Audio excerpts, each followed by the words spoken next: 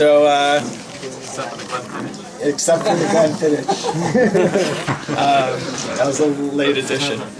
So, first of all, I have a lot of Hakaras Tov to the Nementzal family, and Rav Nementzal and his son Rav Chizkiyahu, who I feel have been in just a tremendous, and the Rebbitzin, of course, who I've spent a lot of time in this house, in the house of Rav Chizkiyahu, and I think that it's helped form me and give me a path in life to aspire to, and always look at, have these gedolim, and in front of us. And I think as yeshiva and as Klal Yisrael, we're lucky, and should continue Rav Nementzal should continue feeling well, Bezrat Hashem. And this house should see many simchas. The family should see many simchas. And just thank you very much for having us all here. Rishus Rav Nementzal, Chizkiyahu, the Rabbanim. Just a small story. When I decided again to get serious with Tova, the Kala, it was, let's just say it was a long process, a few years in the making. We went out a few years ago, we stopped, and we started again, unofficially, on and off. And whole time to myself, while we were just friends, I thought that, maybe there's probably someone else out there for me, and I was trying to push her to date other people.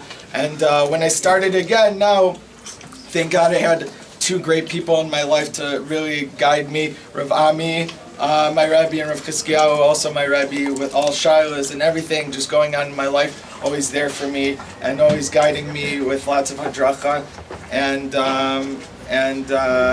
So what Rav Chizkiyahu said, one thing to me that really stuck, and that I was always, there's a story from Rabbi Nachman of Breslov that about a person finding the treasure eventually under his own house. So today I looked up the story, and I thought that it was actually very, very specific to this case and the hashgacha in our relationship.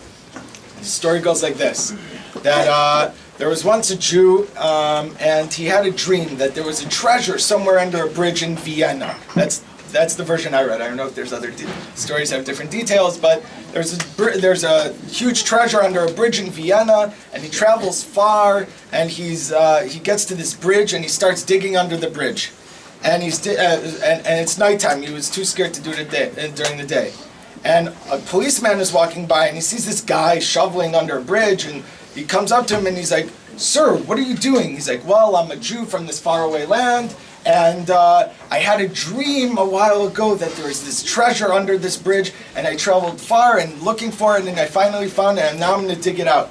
He's like, "Wow, Jewish person, that's incredible.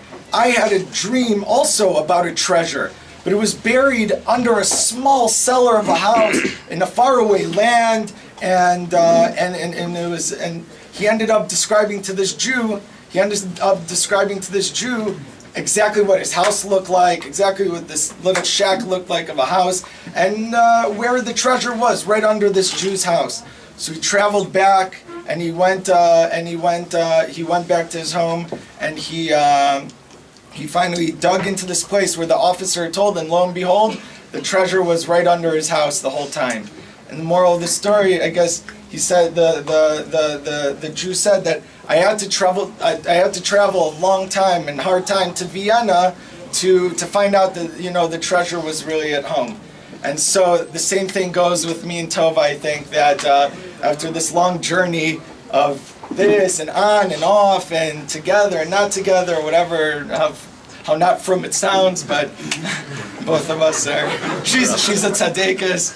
And I think that I had to travel to Israel, to my Vienna, to Israel. Life is, Baruch Hashem, more serious than it ever was, and I'm surrounded by a loving family. And I had to come here to realize that what I was missing in my life was at home, quote unquote, in America and in Tova. And I think that it's a I guess a general klal that we're here in Israel.